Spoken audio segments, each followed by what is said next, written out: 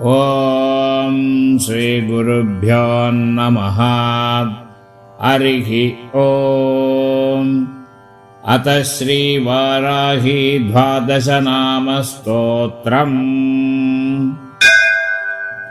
अस्य श्रीवाराही द्वादशनामस्तोत्रस्य अश्वानन ऋषिः अनुष्ठुप्-छन्दः श्रीवाराही देवता।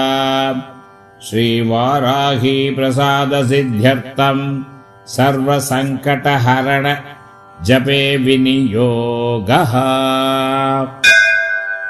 पञ्चमी दण्डनाथा च संकेता समयेश्वरी तथा समयसंकेता वाराही पौत्रिणी शिवा।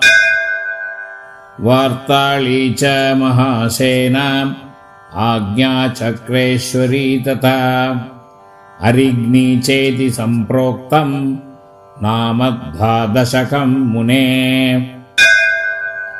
नामद्वादशदा विज्ञ वज्रपञ्चरमध्यगः सङ्कटे दुःखमाप्नोति न कदाचन मानवः। इति श्रीवाराही द्वादशनामस्तोत्रम् सम्पूर्णम्।